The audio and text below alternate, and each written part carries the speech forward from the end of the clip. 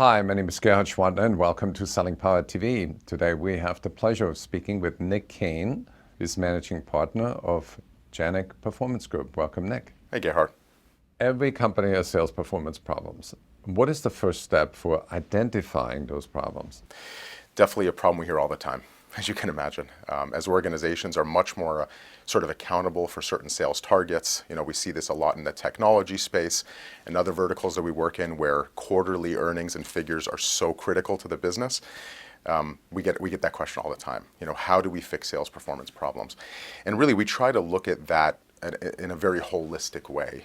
Sometimes organizations and sales executives are so caught up in the day-to-day operation that they tend to overly focus on one area or another and not take a step back to get a sense of what's really happening within the sales organization.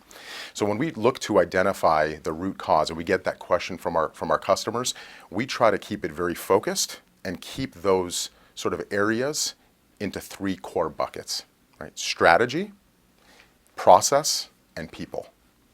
Those are the three areas that we assess to really get a sense of what's going on within the sales organization and what needs to be fixed. How do you know you have a strategy deficiency? We keep strategy very simple. That's one of those words that to me can mean so many things to so many different people. Mm-hmm. You look at the term strategy, it could be endless. So we keep strategy very very simple and poignant. We focus on a few core things, right? The first thing we look at is the value proposition. Okay, does the organization have a clearly defined value proposition, and can the sales organization articulate that value proposition to their clients? I think that's the first step. Do you know your differentiators? Do you know what separates you? And do you know what makes you better than the competition? If you can't answer those questions, you got to start there. All right, once that's defined, I think the next step is to identify who is the customer that you want to be working with. Who do you want to go after?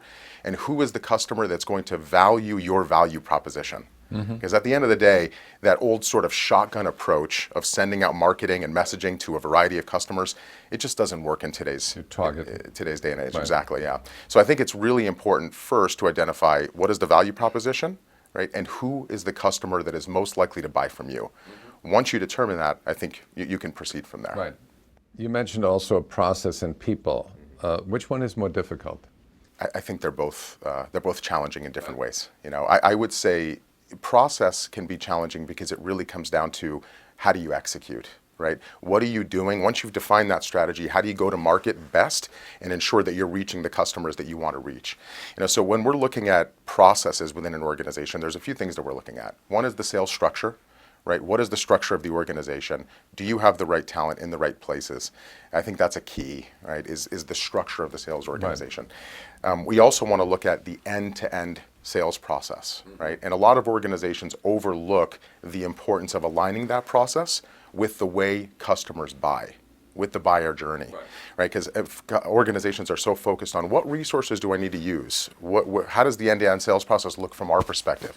But one of the things we really try to clue in on is how well does that align with the way that prospective buyer wants to buy. Right, and then also aligning the sales process with the marketing process. Yeah, with marketing as well, absolutely. Yeah, so what leads are you generating and how are you selling to those customers? So can we drill down a little bit on the people? I think there are two issues. One is the skills deficiencies that you're going to see, and the other one is the motivation gaps. You hit it right on, no question. So I think skills are important, motivation is important, and again, goes back to the structure as well. So once you have the processes defined, you know how you're going to market, do you have the right talent in the right places? Right. I think that's the first question that needs to be answered. Once you determine that, do they have the skills to execute that strategy most effectively, right? Based on how specialized that role is, et cetera, the skills have to be there. And then lastly, do you have a management team? Do you have folks that are really driving performance, that are motivating the employees? Do you have the right compensation plan in place that is aligned with your desired behaviors? All of those things need to be considered on the people side to really drive performance. Right. So let me give you a practical example, and I want you to coach me. I have a sales rep that did very well for 2 quarters and was just hired. And he exceeded quota 2 quarters.